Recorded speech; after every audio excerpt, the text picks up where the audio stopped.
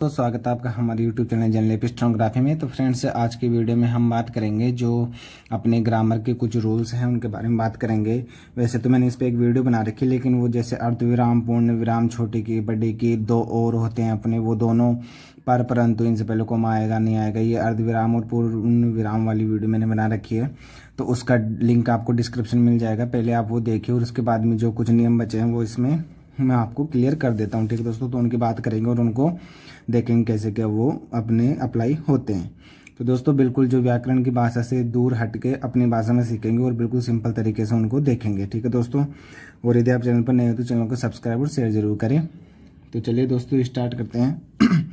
अपना जो पहला नियम है बिल्कुल सिंपल तरीके से सीखेंगे, मैं व्याकरण से बिल्कुल दूर हट के आपको बता रहा हूँ। ठीक है दोस्तों, तो व्याकरण की भाषा पे नहीं जाना है, व्याकरण की भाषा से दूर हट रहे हैं, व्याकरण के नियम से दूर नहीं हट रहे, केवल भाषा से दूर हट रहे हैं।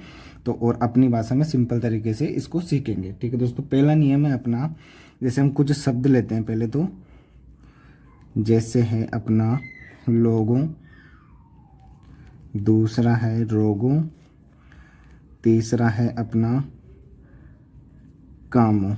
तीन शब्द ले लिए हमने। अब इन तीनों शब्दों में आप एक चीज कॉमन देख रहे होंगे, इन पे तीनों पे अनुस्वार आया है। ठीक है दोस्तों, तीनों पे क्या है, अनुस्वार आया है।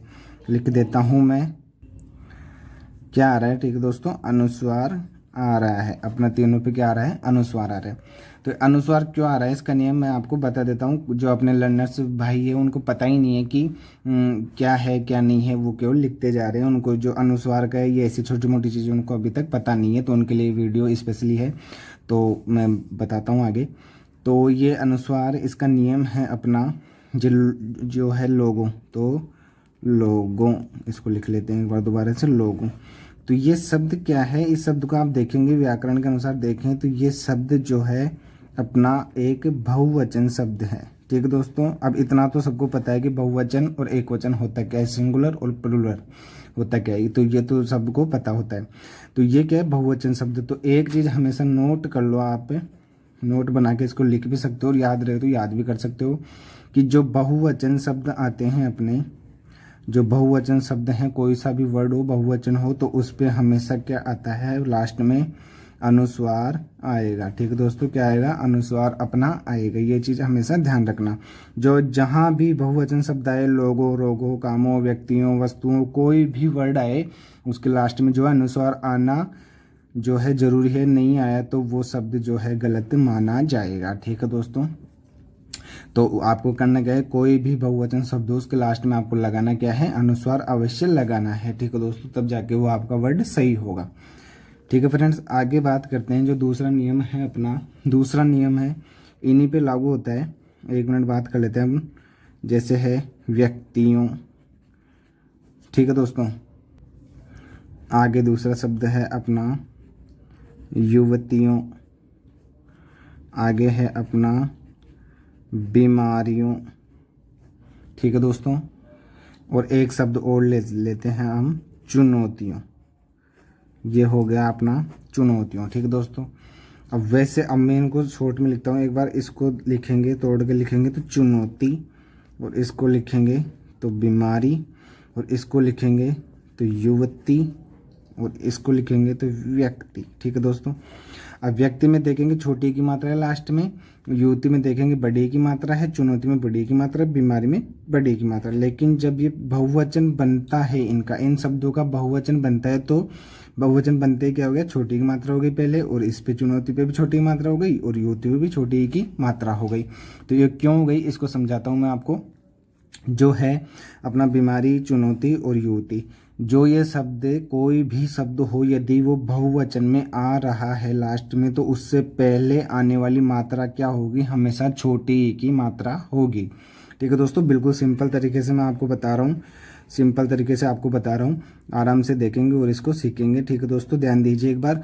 जो अपना बहुवचन, कोई भी शब्द हो बहुवचन रूप में, कोई सा भी शब्द हो, उसके जस्ट पहले आने वाली, जैसे हम लिखते हैं अपना चुनौतियों लिखते हैं, लास्ट में बहुवचन आ रहा है, तो इसके जस्ट पहले आने वाली जो मात्रा है, छोटी की मात्रा है, तो अपना नियम बनता है कि कोई सा भी बहुवचन वर्ड हो उसके लास्ट में क्या आएगा, पहला नियम कहता है अपना अनुस्वार आएगा और उससे जस्ट पहले आने वाली मात्रा क्या आएगी, छोटी ई की मात्रा आएगी।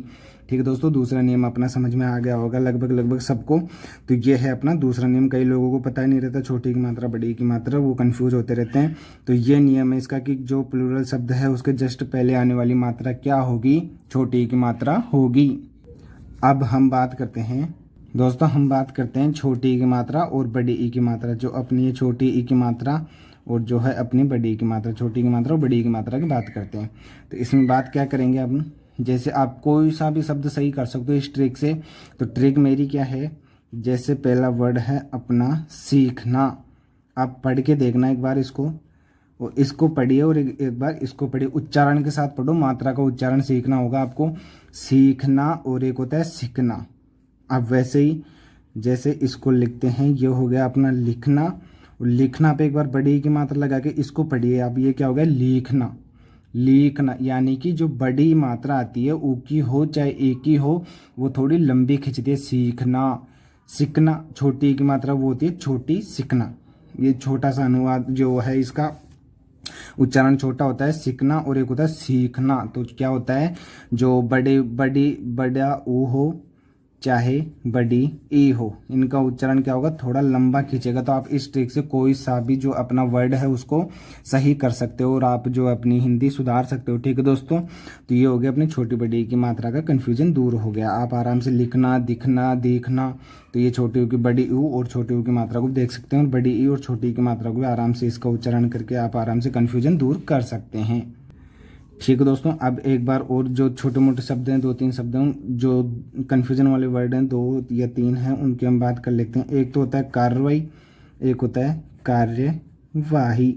तो इन दोनों की बात करते हैं। तो दोस्तों ये कार्यवाही है, ये कागजी कार्रवाई के लिए आता है, और कार्रवाई जैसे पुलिस की कार्रवाई हो गई या अदर कोई कार्रवाई हो गई एक्शन के मामले में, ये कार्रवाई यूज होता है। और जैसे कागजी कोई न्यायालय से संबंधित या फिर किसी जो है अपनी नीति प्रणाली से संबंधित जो वर्ड आते हैं उनमें कार्यवाही का यूज होता है, और ये एक्शन से संबंधित कार्रवाई है, तो ये वहाँ पे यूज होता है। अब एक वर्ड और है जिसमें लोगों को काफ़ी कन्फ्यूजन होता है। एक तो होता है अंतर्राष्ट्रीय, आपने भी देखा होगा, एक होता है अंतर और राष्ट्रीय। ठीक है दोस्तों, तो लोगों को कन्फ्यूजन रहता है कि कौन सा सही है। तो आपको लिखना ये है, ठीक है दोस्तों, इसको नहीं लिखना, आपको कहीं पे भी यूज करना है तो ये वाला यूज करना है। ठीक है दोस्तों, ये वाला यूज नहीं करना। ठीक है दोस्तों, तो ये हो गया अपने कुछ नियम थे तो इनको मैंने बता दिया, और इसको आराम से देख लेना आप। जो वर्ड आते हैं उनमें हमेशा कोई भी वर्ड हो उसको उच्चारण करके आप देख लीजिएगा, आराम से सोल्व हो जाएगा। ठीक है दोस्तों, मात्राओं का जो कन्फ्यूजन हो उच्चारण से ही ठीक होगा आपका। ठीक है दोस्तों, तो मिलते हैं नई वीडियो में नई टिप और ट्रिक के साथ। तब तक के लिए धन्यवाद। यदि आपको वीडियो अच्छा लगा और आपको कुछ समझ में आएगा तो कमेंट करके बता दीजिएगा एक बार, ताकि हम जो है आगे और नई वीडियो ला सके। ठीक है दोस्तों, इसी प्रकार की। तो चलिए मिलते हैं, और भी कोई नियम यदि आता है मेरे सामने, यदि लगता है मुझे कि इसमें दिक्कत आ सकती है तो मैं उस पर वीडियो बना दूंगा। ठीक है दोस्तों, तब मिलते हैं नई वीडियो में नई टिप एंड ट्रिक के साथ। तब तक के लिए धन्यवाद।